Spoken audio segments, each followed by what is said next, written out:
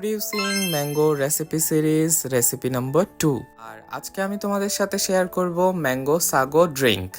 তো এটা কিভাবে বানায় সেটাই তোমাদের সাথে শেয়ার করব। আর আমি এই রেসিপি সিরিজে আমি বলেছিলাম যে ম্যাঙ্গো দিয়ে বানানো কিছু রেসিপি তোমাদের সাথে শেয়ার করব। তাহলে চলো ম্যাঙ্গো রেসিপি সিরিজের আজকের রেসিপিটা তোমাদের সাথে শেয়ার করা যাক।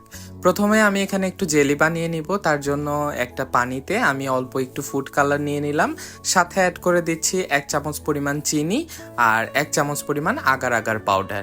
এই আগার আগার পাউডার দিয়ে তুমি যে কোনো ফুড কালার দিয়ে সুন্দর করে জেলি বানিয়ে নিতে পারবা। আমার কাছে আজকে ইয়েলো বা অরেঞ্জ কালার ফুড কালার ছিল না, তাই আমি রেড কালার দিয়ে আজকে কাজটা চালিয়ে দিচ্ছি। তবে তোমরা চাইলে ইয়েলো এবং অরেঞ্জ যে কোনো একটা কালারের কিন্তু করে নিও জেলিটা। তারপরে এখানে আমি সাগোটা একটু করে বয়েল করে নিচ্ছিলাম। খেয়াল রাখতে হবে বেশি যেন সেদ্ধ না হয়ে যায়, একটু দাঁড়িয়ে থেকেই কিন্তু সুন্দর করে নেড়ে চেড়ে এটাকে সেদ্ধ করে নিতে হবে। 5 মিনিট এটাকে সুন্দর করে সেদ্ধ করে নিয়ে এটাকে একদম ঠান্ডা পানি দিয়ে ওয়াশ করলে এটা দেখতে কিন্তু এরকম একদম ক্রিস্টাল ক্লিয়ার হয়ে যাবে। তো উপকরণে আর কি কি লাগছে চলো তাহলে তোমাদের সাথে শেয়ার করি। প্রথমে এই সাগোটা লাগছে, তারপরে এই জেলিটা যেটা আমি বানিয়েছিলাম টুকরো করে নিলাম, সাথে এখানে ম্যাঙ্গো আমি টুকরো করে নিয়েছি। আর আজকে সুইটনার হিসেবে আমি ইউজ করছি কনডেন্স মিল্ক। কোনো চিনি অ্যাড না করে আমি এই কনডেন্স মিল্কটাই অ্যাড করে দিব সুইটনার হিসেবে। সাথে এখানে অল্প কিছু লিচু আমি এখানে কেটে নিয়েছিলাম, আর সাথে এখানে আছে লিকুইড দুধ ঠান্ডা করা।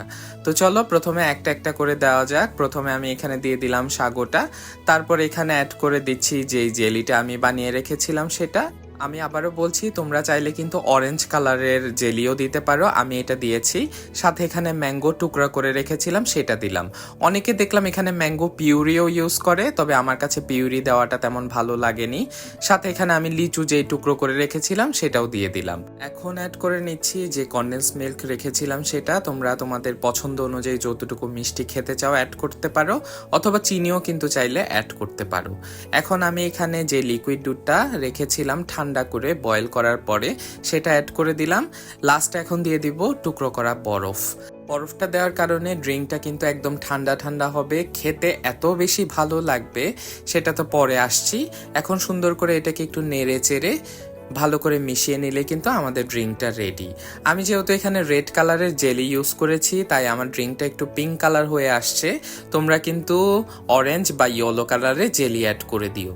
তো যাই হোক, এখন এটাকে চলো একটা গ্লাসে সুন্দর করে সাজিয়ে নেওয়ার পালা। ড্রিঙ্কটা কিন্তু ঠান্ডা ঠান্ডা খেতেই মজা, তোমরা একটু ফ্রিজেও রাখতে পারো চাইলে, অথবা আমার মতো করে বরফও অ্যাড করে দিতে পারো। আমের সুন্দর একটা ঘ্রাণ আসবে, পাশাপাশি লিচুর একটা ঘ্রাণ আসবে, এত মজা হবে খেতে। তোমরা কিন্তু বাসায় বানিয়ে দেখো।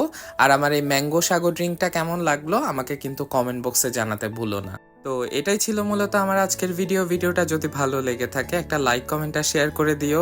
আর আমার ম্যাঙ্গো রেসিপি সিরিজের আরও যদি রেসিপিগুলো দেখতে চাও আমাকে কিন্তু ফেসবুকে ফলো করতে ভুলো না।